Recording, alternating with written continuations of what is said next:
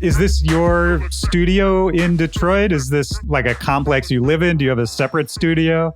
Yeah, I built a room in the backyard, so onto the back of the house. I had the guy who originally designed Electric Ladyland Studios. Oh wow! His firm did the design and architecture, so they did the whole space. So it's almost like another building that's right on the back of the house. So that's convenient, man. We call it an extension, but it's, if it would be like the size of maybe a small party store or something, a candy shop if it was in the building by itself. Right. Yeah. Well, and I think it's good to have a separate space mentally, just something that doesn't feel like you're working out of your house, just to separate, that work-life balance. Yeah, it's good. It's good for me because, I had a building, kind of a not like a big Detroit building, but it was, a spacious building on its own, and definitely not in walking distance from either where I was living when I had gotten it or where we live now, but in the sense of a bigger city like New York, it would probably take about 40 minutes to get there, but in Detroit time it takes about 15. Right. So relatively close in comparison to other cities and stuff. And that one was like, it was like running a boat, because you could be in one side of the building and it's raining and you don't even know that it's coming through the other side of the building. And we had that on many occasions where it would just pour through. We had damaged records. We had all kinds of things. And the Detroit dream, I think, is always to, own a big building because they're cheap in Detroit. Right. They're still cheap, even though the cost of them went up. They're still very cheap. And, you could get into owning a building that has 5 floors, 10 floors, and you can't even use a quarter of it, but, right. But, you have this big ass building. So it's like, buying a Rolls Royce, and then like having to maintain it. Right. Exactly. And then having to maintain it, so you're rolling around town in this big ass Rolls Royce, and it's not really necessary. You could roll around in a Escort or something that's smaller. Yeah, I mean, it's interesting that we're talking about spaces and creative spaces, because I was actually just reading that your art installation just reopened out in New York. And I was reading up about, the space that's in. For the people who don't know, it's in a converted warehouse space. Mm-hmm. And I was just thinking about like repurposing spaces and how we reuse spaces and how that's tied into your music and techno music in general. I think techno is a lot about recontextualizing sounds and spaces. And maybe just to start off, for anybody who doesn't know, what is the Afterparty installation exhibit that you did? The project, which is at Dia Beacon, which is considered upstate New York in some way, but I think it's called Hudson Valley is what it's in. So they have this big former box factory, and I think they used to make boxes or packaging for Nabisco or something like that. So it's a really a gigantic space. With multiple rooms. My favorite room is the Warhol room. It's got a beautiful a series, one series of Warhol that goes all the way around the whole room. And Oh, wow. the room is probably 5,000 square feet or, Damn. maybe even more, So my piece is not directly below it, but below it in what's considered a basement. And they usually have like Dan Flavin pieces down there, the light installations from Dan Flavin. And in another part of the basement, there is a big Flavin wall that's down there that glows neon. And my room is it might be 20,000 square feet, maybe, and a lot of columns and a lot of windows. And when I first saw it, of course, there were all these ideas that were coming to mind, but it definitely is like going to a rave back in the 90s, reappropriating an abandoned warehouse. So it's got that vibe. But it took a while to come up with an idea of how to use it, because the room has so much, it's so big, it has such a long decay time. So, any transient, any bass, anything, it just travels what seems like it's forever. And that made it difficult, but the idea came about, or the result is a piece that encapsulates my experiences, as a traveling DJ, as a DJ period, and the good times and potentially the bad times. Right. So the party, which is the first 25 minutes, is a piece that's like, just a grower. It builds into this, pulsating dance track. And it includes, so it starts off with like a hit, a chord stab, and a voice. And then it builds into a bass line, and it builds into effects, and then the drums, and then it goes in and out. And at one point I have something that's called Detroit chords, which is like this kind of nice and a Jaguar kind of chord progression. Yeah. That leads into it. And all the time the room is dark, except for lighting on the corners. And there's no club lighting. It's not meant to be like a club lit thing. So the party is meant to put you into the frame of mind of what it would feel like if you're at a party in a warehouse. Right. The after party is what's more personal to me, because the after party name is deceiving, because everybody thinks of an after party and they're like, okay, yeah, we're gonna get down. It might not be as hard, but we can party for the next 10 hours at somebody's loft, and keep whatever, it going, and keep it going, keep the party going, But in this situation, it's my experience after I finish playing, when I go back to the hotel and there's nothing but a room, and usually when you're traveling international, only CNN on TV or something. So, you're sitting there in the room with your own thoughts, of course, the come down of what happened at the party, but then the come up is the tinnitus and the ringing and, the tones, the high pitched tones that you can get from, banging in a club for, 2, 5, 10 hours, whatever it might end up being. Yeah. And, so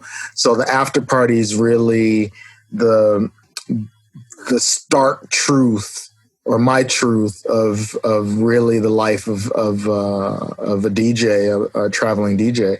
And so many people want it to always be like, oh, you're the DJ, it's always a party, you know? Yeah. And oh, your life must be so simple because all you do is play other people's records and you get free drinks and girls are throwing themselves at you and blah, blah, blah, blah. But the reality is that no, you know, this is really the life of what happens. It's not all private jets and limousines. It's, you know, there's a lot of pain that's involved. And it's not only the pain of paying your dues to even get to that point, it's the pain of, you know, what you have while you're doing it. So it's like when you see a basketball player sitting in a tub of ice, right? You know, I mean, it takes a lot of, they put a lot of pressure on their bodies. There's a lot of brutality that goes on there by football players. I mean, God's sakes, you know?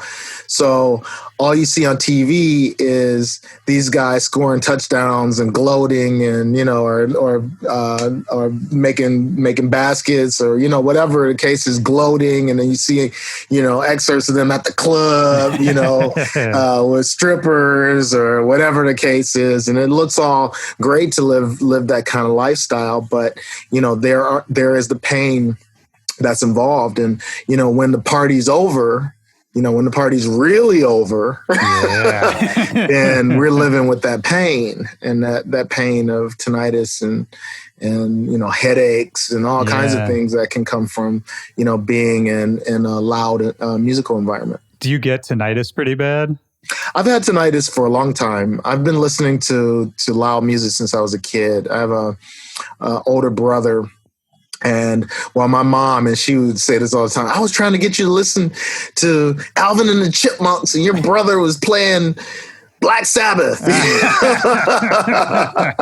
So you know, I've been listening to, you know, my brother's music since, you know, he really got to that age, and he's 9 years older than I am. So, you know, I mean, so he could really put you up on what was happening. Oh yeah. So, you know, when he was 18, I was 9, you know, so, and he was listening to loud music before that. So I could guess I've been listening to loud music since I'm 6 or 7 years old. Yeah, no, me too, man. And I have a little bit of tinnitus and it pops up at random times, and I'm thankful it's not worse. It probably should be worse for all the abuse I've put on it. Mm-hmm. Do you wear earplugs to the club ever? You know, they're ear condoms, and, you know, sometimes you like to just go raw dog. Yeah. Yeah, I hear you. Of course, I'm going to pay the price for it. But I do have fitted earpieces, and, you know, it takes a lot of sensitivity away from what I pay attention to when I DJ. Yeah. So I try to wear some type of protection when it's not my own music, because why should I lose my hearing for somebody else's music? Right. You know, but I'll go full hog for my own music, you know, because I want to feel it. Of course, I need to present, you know, the music in the way that I feel most comfortable, so that people hopefully will enjoy it as much as I do. But yeah, I mean, I live for my music and I'll die for my music, and obviously I'll go death for it too. I respect that, man. And I think even what you were just talking about with the after party idea and sort of having that come down moment, that weird moment when you're just alone in the hotel, it's kind of the same thing, right? Like we give a lot the same way with your athlete metaphor. You give a lot for the event or the moment, you know, it's that altered experience. You're connecting to something crazier that is almost like an out of body experience for me. Yeah. And then afterwards, that's kind of, I don't know, in a weird way. I don't like putting it out there because I don't want to tell kids to just like ruin their hearing and do crazy stuff. But at the same time, some of those moments, you know, I wouldn't trade it for anything. Yeah, right. You know, and you know, you're right. When you're playing, you know, what was it called? 4 for 4 or something like that. It was a ESPN thing where they did the Bad Boys. They did Detroit. Oh, I saw that. Yeah, that was great. Yeah.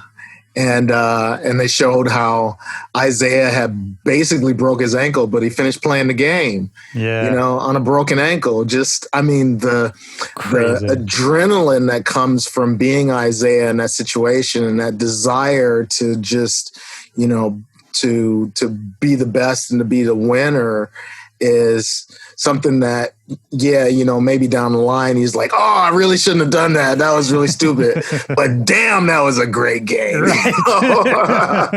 Damn, that was a great game. Sometimes there's no other choice, man. Yeah. Yeah. I mean, and thinking back to what we were just talking about, the art installation in the warehouse and the different spaces, if you look back at when you were just coming up in Detroit and just starting to be exposed to electronic music, what kind of spaces were you going to as a kid? How were you seeing music presented to you when you were young? I watched a lot of television. So everything that I got outside of radio came from TV. And, I remember going nuts over seeing the B-52s do Rock Lobster on Saturday Night Live. That was like, oh my God, that was incredible to me. And that kind of pushed my buttons for what I wanted to do. Cause I think at that time, I wasn't playing guitar. I don't know if I was playing any instrument, but there was something about that I just really was intrigued by. It was amazing because before that, I was listening to Parliament Funkadelic on the radio. My brother, again, a lot of rock stuff, a lot of Prince. Yeah, that was happening. Actually, Prince, I think Soft and Wet might have came out the same year as Rock Lobster. 79 might have been an amazing year. Yeah, that's a crazy year. Yeah. So, I was getting all this stuff on the radio, but then to actually see it in front of me, in that intimate,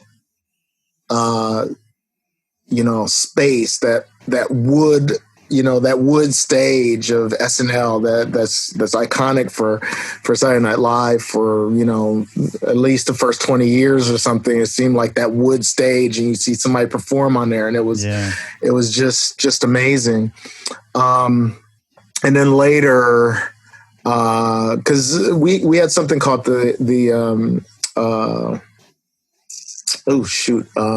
Ethnic Festival is what it was called down here. It was at Hart Plaza, the same place where we do movement. And every weekend there was a different ethnicity that had a festival. So one year it would be Greek. One weekend is Greek. Yeah. The next weekend is Polish. The next weekend is whatever. And I would go with my family down to see that. So I would get music from that. But the real up close and personal thing that touched me was my cousin was doing lights at the time, and he took me with him. I was about 14 or 15. He took me with him to an icebreaker at Michigan State University, up in Lansing. And I saw these guys direct drive DJ. And that's the first time I ever saw anybody scratch before, like actually in my face and stuff. Right. I mean, I'd seen it on TV and everything, but and the hot record at the time was Ice-T Reckless. That was from the Breakin' movie. Yeah. And, and they're just scratching up a storm, and I'm watching the girls, and, it was amazing. So that was like, that was the thing that burst my cherry. But then the next thing that really overwhelmed it, that took me to that next level, was seeing Jeff Mills play. He was playing at a theater, and I had never seen anything like this. I mean, when Jeff was the Wizard, right, he was like a freaking killing machine. This guy was, his hands might as well, one hand might have been a chainsaw, and the other hand, the other hand, AR-15 or something. Right. He was just chopping and shooting and chopping and shooting and chopping and shooting. And it was incredible. And he used to do this thing where he had a guy standing behind him. So when he was done with a record, he'd throw it in the air and the guy would catch the record. Oh man, that's amazing. Yeah. And it was like, Jeff was known for playing a record a minute, at the time, maybe, at that time it might've been a record a minute, but he had to let the record work, especially for the Black audience. It wasn't a situation like where later when he was playing techno, a lot of the grooves of techno is exactly the fucking same. So, right. He could just go and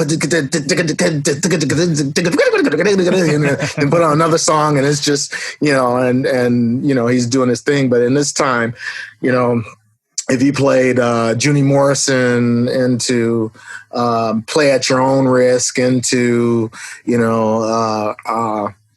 something else, he had to have enough of that in there where you were going to really groove to it. So a minute, I think, was about the minimum that he could play a track and not get on people's nerves. Yeah, right. But it was amazing. It was like watching, seriously, watching David Copperfield or something, something right. That you just realize that the magic that's happening is yeah. just... I know what you mean. And I think there's something in what you just said about, there's something about using technology in a new way or in the quote unquote wrong way that I think is really exciting. And I think a lot of origin stories, the origin of techno or the origin of lots of genres, it starts that way, right? With taking something that already exists, a turntable, and using it in a way that nobody's ever expected, or taking a drum machine and distorting a note and stretching it out, that kind of thing. And for you, when you saw Jeff Mills or when you heard something like that, was it an instant, I want to do this kind of moment? I don't think it didn't touch me that I wanted to be a DJ then. It didn't touch me. My idea of being a DJ was more like a radio DJ. Sure. And really up until the time that I left high school, I almost went to broadcast school, because that was going to be... That was my idea. And of course, in Detroit, when you grow up around people who, or a culture that's surrounded by unions, it's a unionized city, or was more of a unionized city. There's this pressure to legitimize something, or do something that's already set up that's legitimate. That's interesting. And what Jeff Mills was doing was incredible, but it wasn't necessarily a legitimate situation. Right. It was like he was the wizard, and you could see why. If he was walking around with a briefcase with $1 million in it, it's like, okay, that's because he's a fucking wizard. It's not because he's a DJ and somebody was going to pay him $1 million to play a couple of records. It was because he's a wizard and he deserves it. Yeah, of course. I mean, I had Kevin Saunderson on this show, and he was talking to me about some of his early years, and really what I took from a lot of it was, he was talking about at the start of all this, it was techno and all of these innovations. I mean, it was a local phenomenon at first, right? Oh. And it just kind of felt like, at least what he was saying was, you kind of knew everybody who was into it. There were just a couple places you would go to hear it.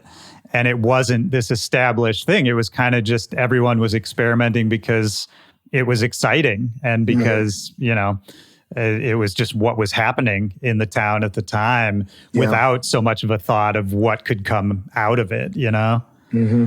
Was there a time for you? Was it, I have to imagine maybe this didn't happen till much later, but when you sort of realized that outside eyes were looking at this more and that maybe there was something really to this that could take off? The Outside Eyes came with the Future Sound of Techno, Detroit, the Future Sound of Techno compilation, and when Face magazine came to Detroit, so Face was like ID magazine, or so it was a mix of fashion and music, and that really was when it seemed to me completely legitimate. Unfortunately, it was legitimized from outside of the United States, in comparison to it being taken seriously inside of the United States, which was much later. When I saw that Depeche Mode came to Detroit to chase down Derek May, and there's photos of them in the Face magazine in his loft, right? Looking at cookies or whatever they were doing. It was like, okay, yeah, this is the shit, And where were you at with it at the time? Were you actively involved? Were you making music or DJing at that point? Yeah, of course I was making music. DJing was something that came a little later. I mean, I was toying with it, but my first, what I would say my first professional gig was in Belgium after I had already started my own label. So I was making music with Derek from about 88, and it was right around the time, I think right around the time when that Depeche Mode thing happened, when they came and that happened. So I didn't meet them. So that makes me think that they came before I was hanging out with Derek. Okay. Yeah. And was it crazy to see how it was connecting with people like across the world? What were those early experiences traveling for techno music? Well, I mean, I saw how that music connected with people in Detroit through the Music Institute, and how they could play Big Fun, Inner City Big Fun, 3 times in a row, and everybody would go crazy every single time that it was going to be played, or that it was played. And I think it was Juan and Kevin and Derek and Daryl Wynn, D Wynn, that were doing Fridays, and it was just an energy that was incredible. So of course I expected the same thing when I left Detroit for the first time to go to the UK with Derek, and it was nothing short of amazing. It was pretty much the same excitement in England when where we went to London as it was in Detroit. Just bigger crowd. So yeah, because they had a crazy rave scene in the late 80s, early 90s, right? Yes, yeah, definitely. And when I got there, it was right when it was really, really taking off. So I was there when Tony Humphries played the first night of Ministry of Sound. Oh, wow. I was there. I saw Tony Humphries play as Shum. But what was the big deal, and I didn't go to this, we were supposed to go to this rave, and I didn't know what it was, and it was out in the country, and I don't remember why we didn't go, but it became big news the next day. The promoters flying in a helicopter, it's out in a big field, and they probably had 10,000 people out there and all this stuff. And this was like the beginnings of rave becoming demonized in London, for having too many people, for there being illicit drugs, for there being, just all this money that's being generated that's probably not being paid in taxes, yeah. And, just all this stuff that was making rave look bad. But I didn't go to any of the warehouse parties. But those were happening at the same time, as the raves were going. So they were doing a lot of raving, but I was going to Heaven. So I saw Red Zone. Yeah, now I'm forgetting it Yeah. too. I know who you're talking about. Why isn't his name coming in my head? But anyway, I saw him playing at Heaven, and that was the first time I heard Pump Up the Jam. And that was a big deal. I was there when Pump Up the Jam popped. I was there when Ride on Time popped, and Lolita Holloway was crying her eyes out because they ripped her off. And, I was there at maybe the best time for London electronic music to really, really jump off, as far as just, everybody was. I remember going to record stores, and the vans would pop up, and people were waiting for the vans to come, and just all these, they would, they probably had 100, 200 pieces of vinyl every week, different new pieces of vinyl. It was just an explosion of music. London is something else. It's not like any place else. It's in their blood, I think. Yeah, it must be. Yeah, I mean, culturally, I think I've been talking to a few people in the UK lately, and there's, I think, something about like the BBC institution, BBC Radio 1, like people just grow up. It's like in the fabric of their lives, dance music, Did it influence you? Like, did it influence the music you were making at the time to have those experiences out there? Oh yeah, of course it did. I was really intrigued and excited about what was coming out of Europe anyway, because we were listening to the Electrifying Mojo, who was a radio jock here, who was very, very influential, not only on us, but almost every type of music that came out of Detroit from the 80s, from the 70s and the 80s, has had his fingerprint on it. And he was playing,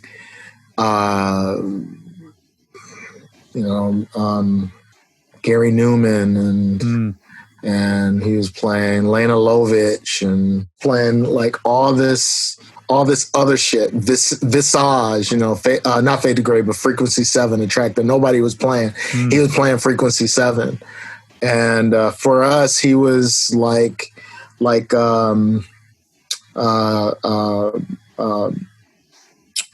Peel.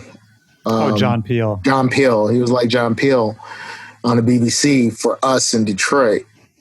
Right. So we were hearing this European music, and he was really hammering Kraftwerk, the Computer World album, Pocket Calculator, Numbers, all that stuff. It's more fun to compute. We were just all like going nuts over this. So, many people, it's hard for them to believe that there were hoods and players and stick-up men and that were listening to Kraftwerk.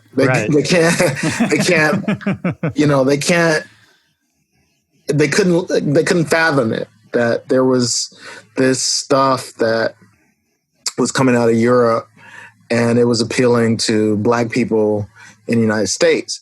Because you go to some place like Honest John's in London, and they're like totally into Bobby Womack and all the stuff that was like pig feet eating music. To me, that was like it was like really more like rootsy older people music. Yeah, I love that you said pig feet eating music. yeah, because that's exactly what it was to me. It was more like this kind of Southern style that the majority of people who listen to that stuff seemed like they had roots to the South that were stronger than my roots to the South. My mom grew up in Georgia, but she never listened to any of that kind of stuff. She listened to B.B. King, and that was her blues point. And then outside of that, she wasn't really listening to that stuff. So it was my generation of people, we were listening to what Mojo was playing. So Mojo is the reason why Derek Mays said techno is like George Clinton and Kraftwerk stuck in an elevator, because that's how Mojo was playing. He would play Mothership Connection, and then he would play, Numbers. Right. And then he would play, of course, Bambaataa and, all that stuff as well. But he was playing Peter Frampton. And it was this movement of music that was quite broad. I mean, it's interesting to hear you talk about those early days and Europeans sort of not being able to comprehend or not connecting with this idea that, there were Black people in the hood who were liked this music and listened to this music. I feel like, and you tell me what you think of this, but I feel like in 2020, we almost have the reverse issue where, dance music and techno, and it's worldwide, obviously, fans all over the world. But in the same way, I think the roots of it have been not lost, but I think a lot of people just haven't done the homework or really understood where it came from. And again, would be almost surprised in reverse to find out, the origins of this music that means something totally different to them. Sure.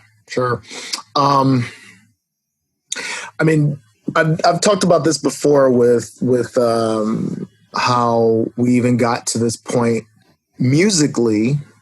It started with, man, my memory is just Robert Johnson, right?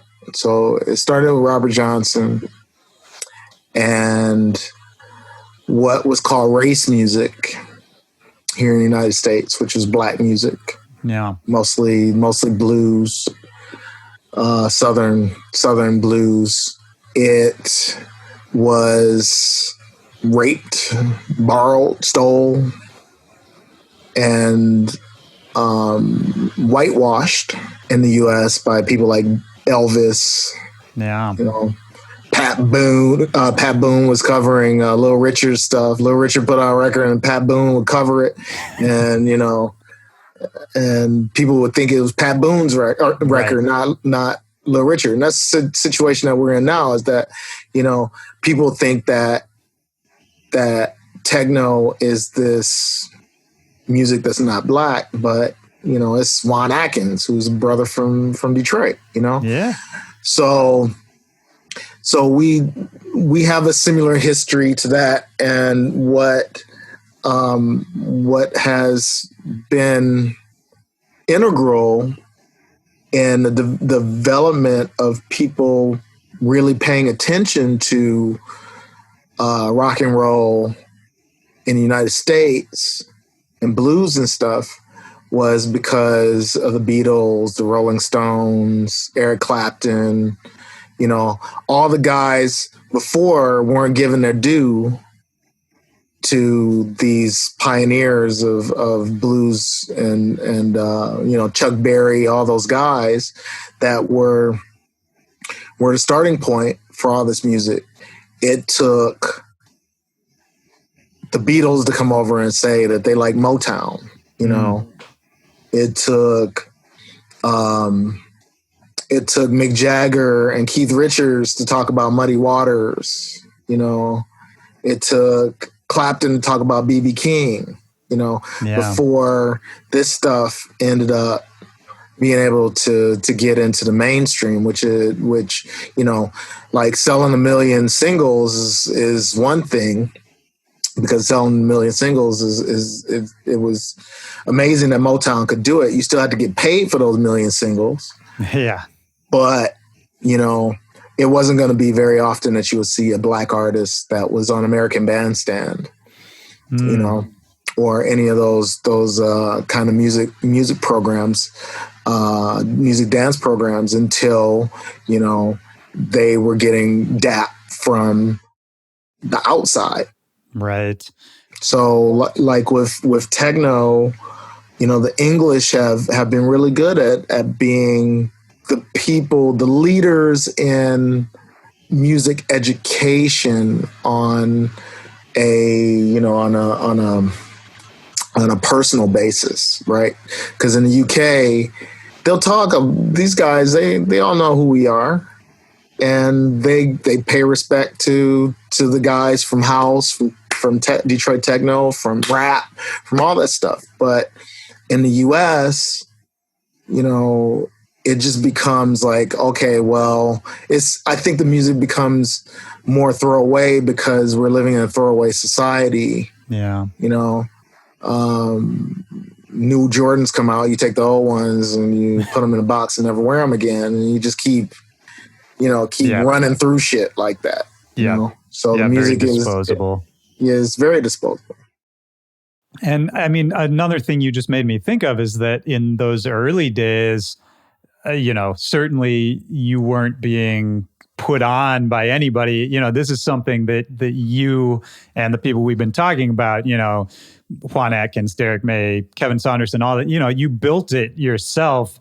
And maybe that's a good way to talk a little bit about Planet E, your label, excuse me, that you started, you know, very quickly after you started making music, right? And putting out records, like just a few years in, you started that, right? Yeah. Planet E, I started as a reason to do music myself under my own rules. And I didn't realize that musicians really don't start labels, you know, and that wasn't an issue for me because I didn't know. I came in it totally ignorant because, you know, the gods were doing it before me, Derek, Kevin, Juan. So I was like, yeah, I could do it myself too. But before that, I don't really think that you found musicians that were really able to sell their records. You know, you had an accountant that was a music lover that decided to start a label, a gangster that decided to start a label, you know, whatever it might end up being. And we were able to do it in a very DIY way. And you know, I always looked at how I supported the label as me being, you know, mercenary and guerrilla warfare and all that, because I would do remixes for the majors and I just put it right in my own label to keep making my own music, you know? And that was, you know, how I thought it should be. You know, you should invest in yourself if you can. And that's what it was. So I think if I was working at the post office, that would be my guerrilla warfare. I'd be out there, you know, throwing mail in the boxes and then getting home and banging, you know? Yeah. I love that, man. That's by any means necessary, right? By any means necessary. And now it's, you know, almost 30 years later and the record label's still going. Yeah, that's right. That's right. How is it changed, you know, running it over 30 years? You know, I know it's taken on different forms and sometimes the label's been super active and sometimes it's pulled back a little bit. Yeah. You know, where are you at with it now? How has the business changed in almost 30 years for you? Well, so many distributors have gone out of business even before, you know, 2001, like 9/11 and things that happened after that point had a big impact on the music industry. And one, you know, the music 9/11 was Napster. and I've never heard that. That's good. yeah. So that was crazy. I remember reading, I think that was in 2000, New Year's going into 2003, about, you know, how the music industry was really changing and deteriorating and everything that had to be done in order to fight. And the records that were selling at that time was like Eminem. I mean, that was the big deal.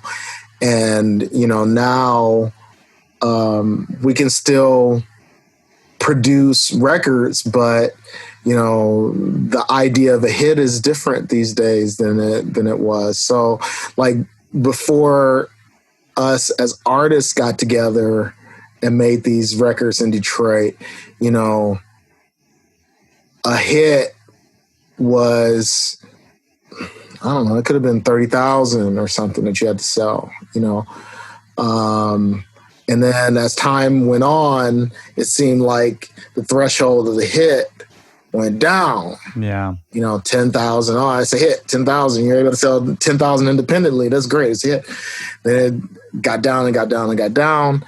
And now, you know, people are happy to press up 200 copies. Right. And that blows my mind. It's crazy to me that 200 copies of vinyl is considered, you know, outstanding in sales. It just doesn't make any sense to me. And I still don't quite understand the machine of streaming and how to really make a shit ton of money out of streaming, you know. And I say shit ton of money because, you know, you have to be able to support your art. Right. And if Bette Midler back in the day was saying that she got $1,000 royalty statement for 1 million streams, you know, that's just like, I mean, that's just crazy. It's crazy. Yeah, it's you know, crazy. it's freaking crazy. You know, because 1 million of anything back in the day should, you know, meant that, you know, you were able to do your art. Everybody got paid. Right. But now, you know, it seems like you got to do 100 million streams. You know, yeah, and I billion think, streams, all these things. The level that is not doing 1 billion streams is not an indie label logic. right. That is not an indie label logic. That is not an artist. That's an artist's dream that you say, yeah, we do 1 billion streams, but you know, how much money does it take in order to actually generate 1 billion streams, you know, that you actually get paid for? Yeah, yeah. And I worry too I don't think the streaming paradigm's all bad. Like I never want to be that guy who's just saying, oh, I was better in the old days. But to me, one of the major issues I have with it is what you just said, added to the fact that I think people are chasing, they're changing the kind of music they're making in order to appeal to the new paradigm. You know what I mean? Because certain types of songs, even certain lengths of songs, do better on streaming. Right. And that to me, when you're changing your art to appeal to what is at the end of the day an algorithm, like you're just trying to make music that an algorithm likes, that to me is such a crazy idea. Yeah.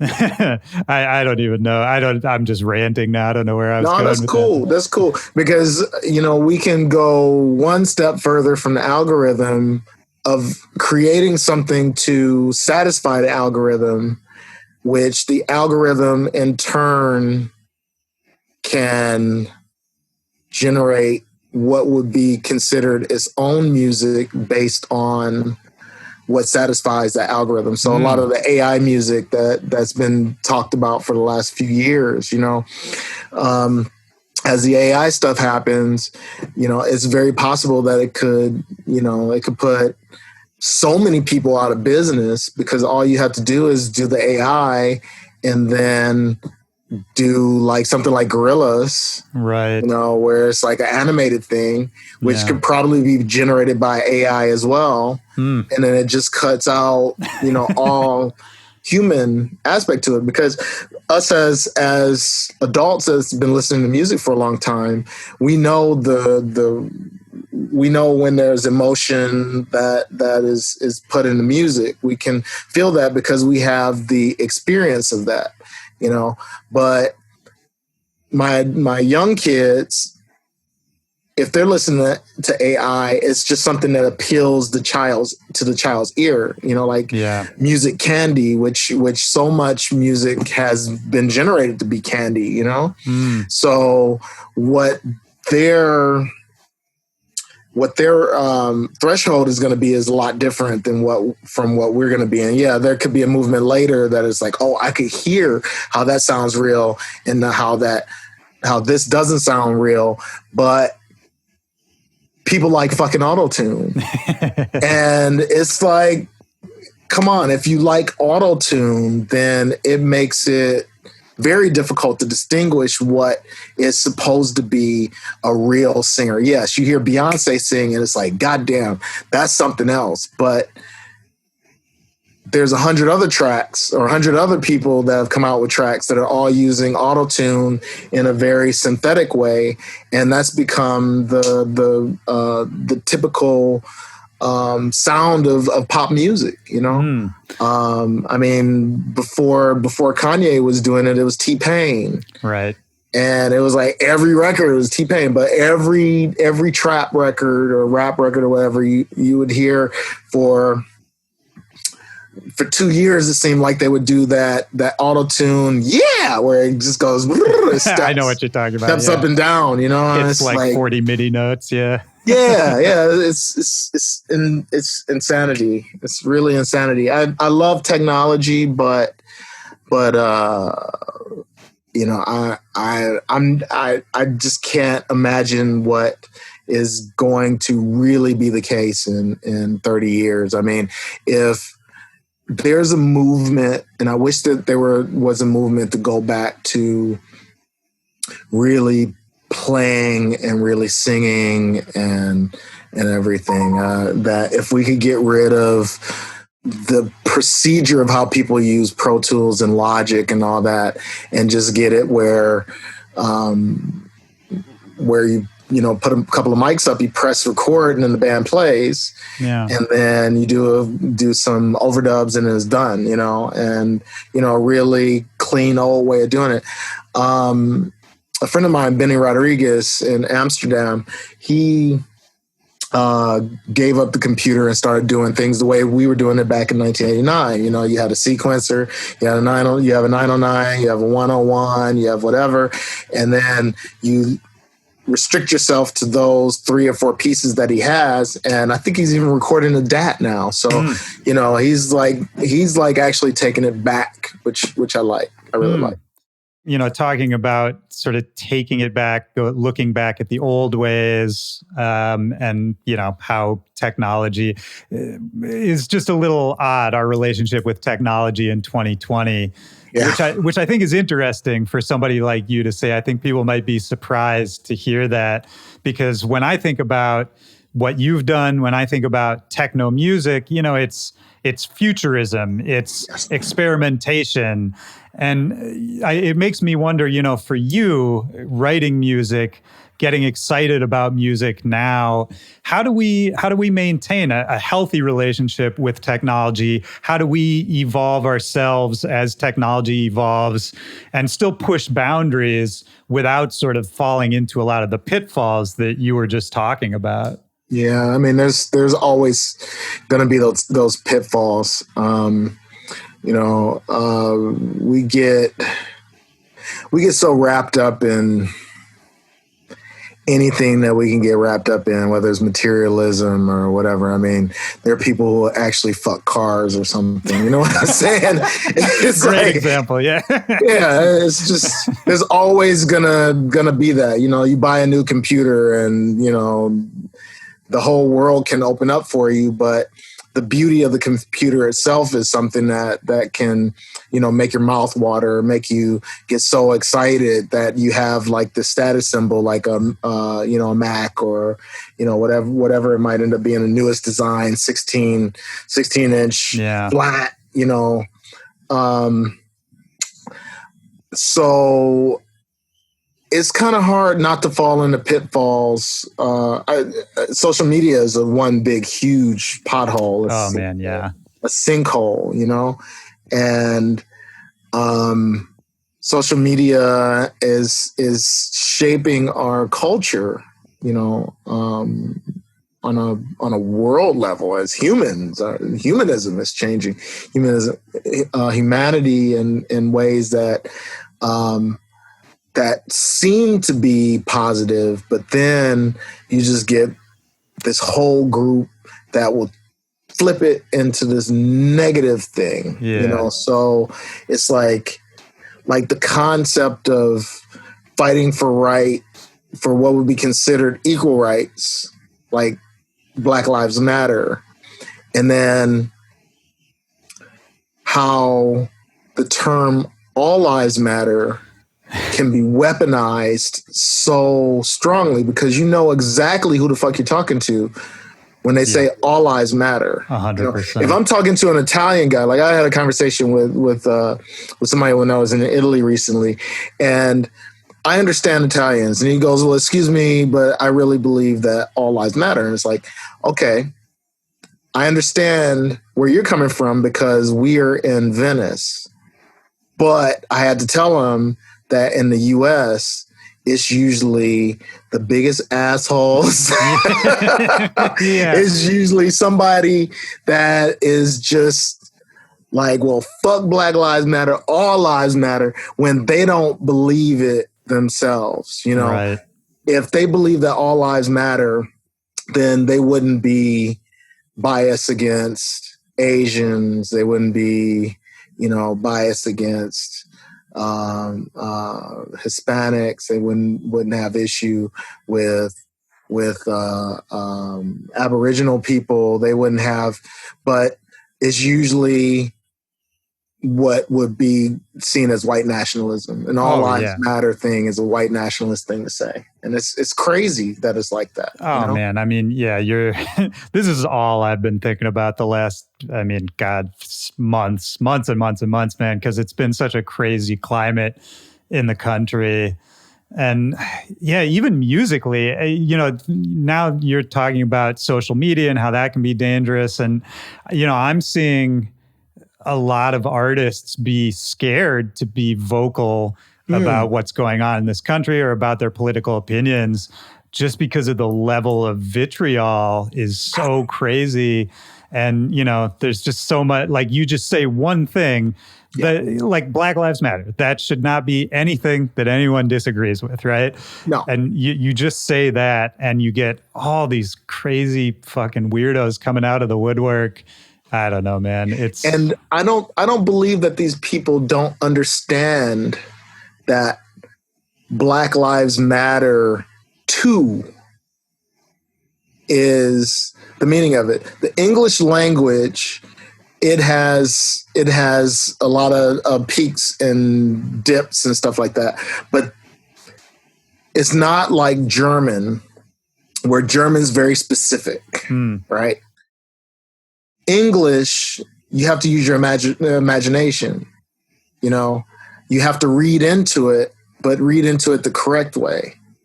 But American English or American logic has become something where you read into it as being a negative, or you have to get defensive about it. And, you shouldn't have to say Black Lives Matter too. You shouldn't have to say that, but that's what it means, is Black Lives Matter too. We've gone through all this bullshit in the United States, and motherfuckers are still getting strung up, shot in the back, whatever is happening. And that if you believe that all lives matter, then you're on board with Black Lives Matter too. Right. Yeah. And they don't realize it, man. It's such a crazy time. I mean, how has the quarantine time been for you? What have you been working on? Is it weird to be an artist, to be creative in this time? How's that experience been for you? Yeah. When it was starting, the lockdown, I thought, and I think I even tweeted something about it, like, if you have all this free time and you ain't making any music, you stupid. I probably said something like that. Yeah. And I really hadn't felt so creative during this time, because it turned out to be, really fucking grim, like really grim. It's the death toll is one thing, but the unemployment on top of it, the chaos caused by the White House, thinking about my own city. And I'm glad that we didn't have any major explosive situations. I think only one person got killed, and that was like somebody just shot in the crowd or something during the George Floyd protests. But in times like this, it's like trying to compose when you're hiding. Say for instance, if someone during the Holocaust was able to compose constantly by hiding from the Nazis, it just seems completely impossible that could be done.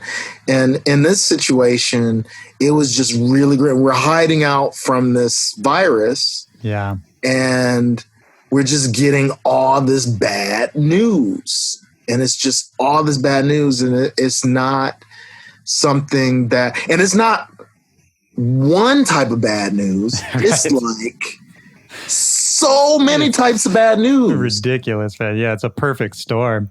It's crazy. So right when you decide that you want to write something about COVID, then this George Floyd fucking thing happens, you know? Breonna Taylor, my man in Georgia that Elijah got McClain. Oh my God. I mean, it's just like you can't even focus on one thing to be inspired by to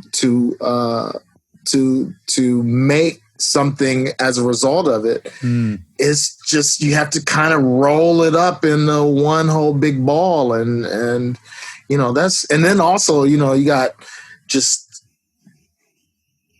more information than any one person can handle being thrown at you constantly, whether it's on TV, you know, you watch TBS and there's commercials, you know, the show's on, it's 30 minutes, but the show's on for 10 minutes and there's 20 minutes of commercials or something just crazy like that. Or you're on social media and then there's, you know, alerts and blah, blah, blah. And then, you get an alert to your phone that there's a state emergency lockdown, and it's just madness. It's really madness. It's crazy. I agree, man. And for you, I mean, just in general, say you're going into the studio, does writing music for you, does it start with an idea? Does it start with a concept? Does it start with you sitting down and experimenting and seeing where it goes? Like, what is your usual creative process look like? Oh, it can start out with an idea, but the idea never forms into anything. And that I learned early on, which is, I might walk in with a bass line in my head, and then the minute I play it, it just doesn't sound like what I envisioned. It was, you know, gold in my head, but it was, you know, complete dog poo when I started playing it out, you know, sequenced, not sequenced, however it would go. But then that would kind of force me to move in another direction, and then I'll find something I like. So, you know, it could be a bass line that in my head is 8 bars, but how it ends up turning into a new idea might only be 2 beats, you know, or 4 beats, or a measure rather. It could be any situation like that. It could be from being a bass line to just changing the sound and playing some chords, and it's like, oh man, that sounds great, and then just start moving in that direction. When I couldn't afford a lot of equipment, I was borrowing and stealing everything that I could get however I could get it. You know, it was MMT8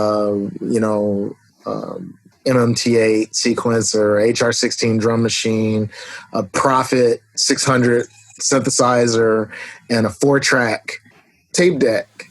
And, you know, then I had from Derek gotten a sampler that only sampled 4 things at a time at a low sample rate.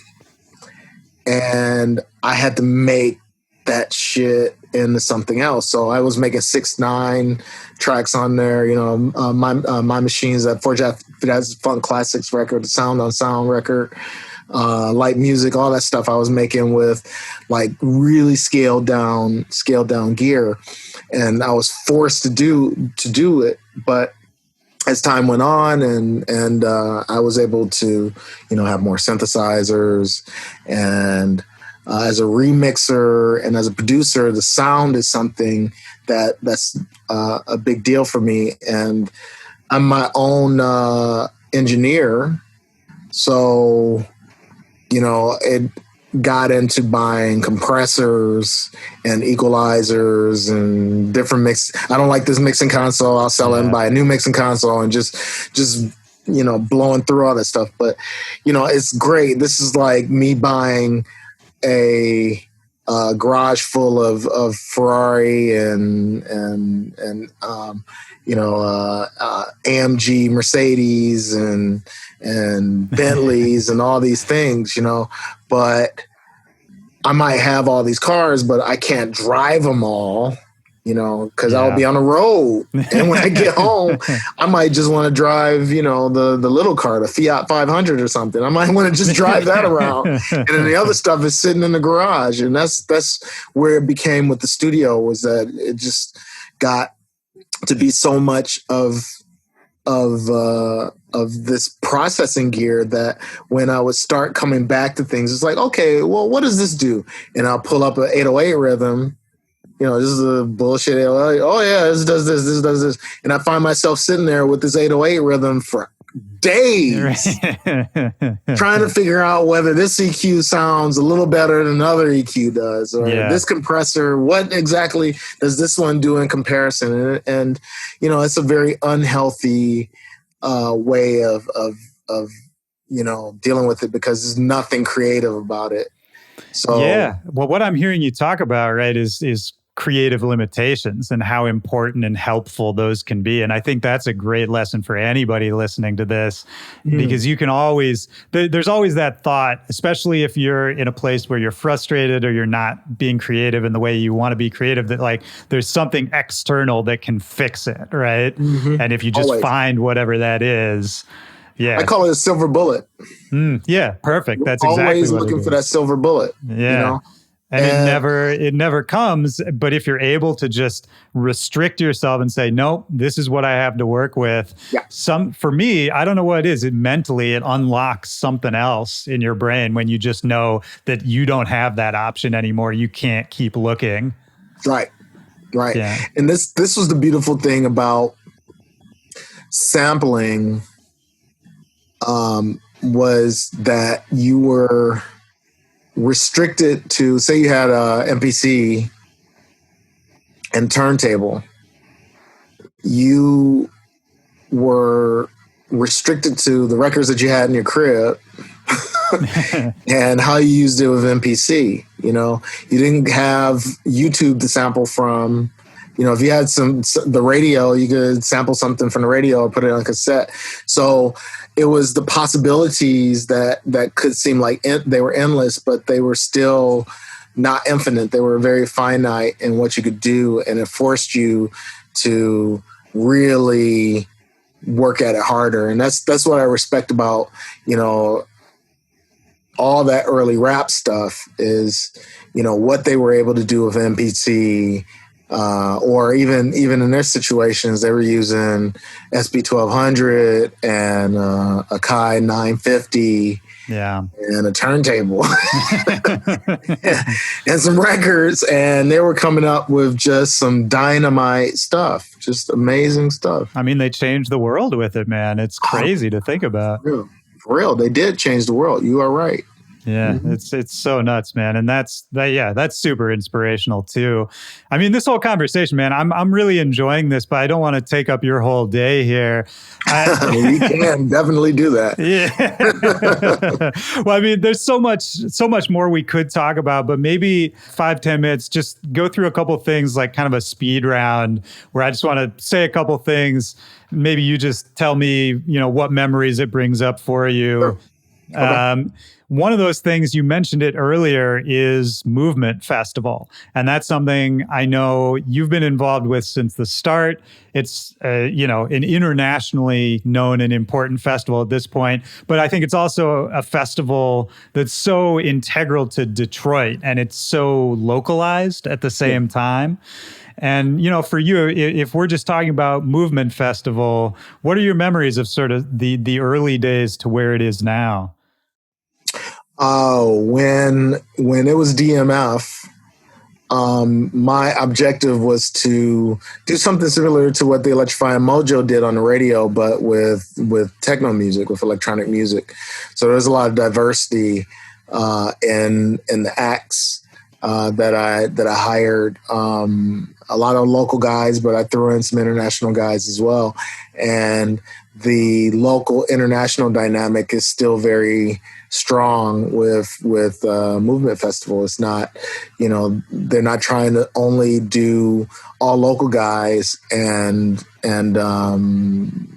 cut out the global impact that this music has had. And that's what's important, is to show that some guy in the UK was influenced by Detroit music, because you get guys like Local Dice and Luciano and Carl Cox and Ricardo Villalobos and Sven Vaith and, all these giants of techno music that come to Detroit, and they're just like, wow, this is amazing. And they want to put their best foot forward because they're in Detroit.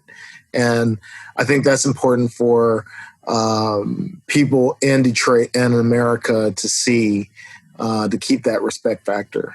I love that, man. Yeah, there's something about it. I've been a few times, and it really teaches people without really trying, and I think not many festivals do that, where they actually, I relate to where the space they're in, to the town they're in, to the music from there. I think that's something like Movement's been able to do better than almost any other festival, is to always remind people that, this is here for a reason. The sounds are here for a reason. And yeah, man, I think it's an amazing thing you've been able to do with that. Thank you. That's great. All right, so I'm just bouncing around. One thing I wanted to talk about, this is random, but I just love it, is the Unity album that you made with Green Velvet. Yeah. Uh-huh. What if I just say that? What comes to mind? What was that like working with him, putting that together? Man, Curtis is always laughing. We're always throwing out jokes. I mean, ever since I've known him, he's been the same, and it was fun. He brought his synthesizers to Detroit, and we just kind of just rolled, and that was a lot of fun. I came to Chicago, and yeah, I mean, I love Curtis. He's amazing. I'm glad that we did it. Amazing time. Yeah, that's beautiful. I love him too, man. He's a fascinating guy. Mm-hmm. Another one I wanted to talk about, make sure we touched on it, was the Versus project that you did, right. Which, for anyone who doesn't know, was your music, taking some of your biggest tunes, translating them into an orchestral format, and actually not only just recording that, but taking that on the road. What was that like? Where did that idea come from? How did you feel about the execution of it? What did you learn? What was that like? Versus was an idea that came from my partner in the project, Alex Kazak. He's in Paris. His label's called Infinite, which we released the record on. And Alex's wife is a professional violinist, I believe. So he always had this connection with symphonic music. And he's also the reason why I met Francesco Tristano, was because he had signed Francesco to Infinite. And he said, man, it would be great if we do a project that just fuses techno and symphonic music. And when I was in school, I used to play upright bass. I used to play concert bass, along with other things I played. So I had interest in the music and a little experience in it. So fuck it. I had interest and a little experience with jazz, and I did Detroit Experiment and these other projects, the Tribe Rebirth album and whatever. So for doing Versus, it was a natural thing. I love music. I love pushing my boundaries, and it just made sense to do it. What was the reaction like on some of those first performances? Did people know what to make of it? In Paris, man, they were going for it. They were eating it up. And what we did in Paris, we did the pieces as collaboration with Francesco. We did a version of Recomposed with Maurice von Oswald, and then the orchestra also did a couple of Steve Reich pieces, and I think that was it. So it was a good 90 minutes of music that was done, and it was incredible. Like the people went for it. It was unbelievable. The response at the end when we did. I can't remember the title that we did at the end, but it just blew the roof off, and other people had done something similar. Jeff Mills, he did his performance with the Montpellier Orchestra, but I think that our fusion of electronic music and orchestral music came together better than anyone had done it before that I had seen, because of the scores. And the scores were done by Francesco. So Francesco is a techno enthusiast, and he understands, the idea of repetitive music and repetitive loops. And I think that is important for anyone in the future that's doing this collaboration, that you have to have somebody who understands both sides, not somebody that says, "Oh yeah, I know techno music. I heard that. I can do that." Right? Because people do that all the time. They'll sell you on something, but it's not really doing it. But Francesco was young, eager, excited. And it didn't hurt that he went to Juilliard too. So I don't think that ever hurts. Yeah. Oh no, that didn't hurt at all. Well, man, this has been great. Just to wrap it up, you wear so many different hats, right? The DJ, producer, musician, record label owner, event promoter. You did a sound installation at an art museum. How do you see yourself in 2020, and what keeps you going? What's the most exciting? What's the most fun? What do you really get gassed up about in 2020 and looking out into the future? Oh, man. I mean, as of right now, there's not one thing in particular that's really, really blowing me away. I hate to say this, and I'd said this in the bank yesterday to the woman. I said, "Man, this was the best summer that I've had in a long time." And she's like, "You're probably the only person that's ever said that." But the reason why it was for me was because I had a lot of time with my family, a lot of time with myself, a lot of time to do things that I really needed to, like sleep, because usually by this time in the year, every weekend I'm playing 4 to 5 dates in different cities, different countries and whatever. So there was just this train that was going constantly. And, unfortunately somebody pulled the brake, the brake, and it stopped everything. But I had more time with my kids, more time with my wife. We rented a van and drove from Barcelona to Switzerland, to Verbier, Switzerland. Oh, that sounds amazing. To Prague, and then drove back through France and then back to Barcelona. And it was really something that I don't think we would have been able to do if I was still doing gigs in the same way that I've been doing for the last, that capacity of gigs was probably for 15 years. Yeah. That I was doing it like that. It takes a toll, man. It builds up. Yeah. And do you think, just off of that, do you think when things get back to normal, whenever that's going to be, do you think you'll take anything from this time, approach your career differently, approach road life, the balance of all that? Probably not. Yeah. Well, at least you got a break then. Yeah, I got a break. I'll probably jump right back on that train and, go in at high speed. Trans-Europe Express. That's a beautiful thing to look forward to, too. Yeah. Thank you for taking the time to do this, man. I really enjoyed this. Yeah, me too. That was a good convo. Thanks, care. Bro.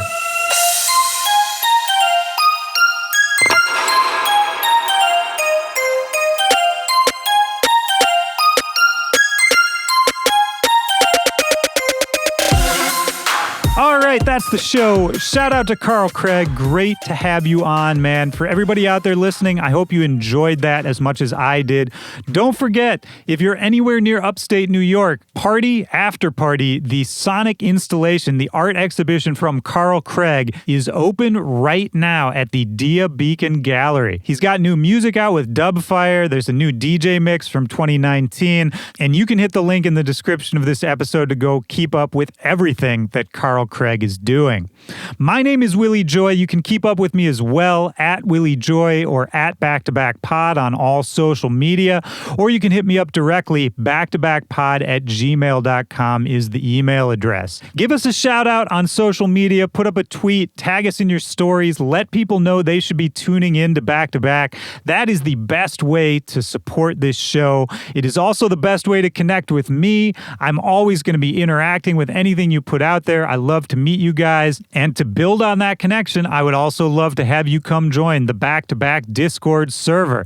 The link for that is also in the description of this episode. So join the Discord, come chat with me, come hang out with the awesome Back to Back community.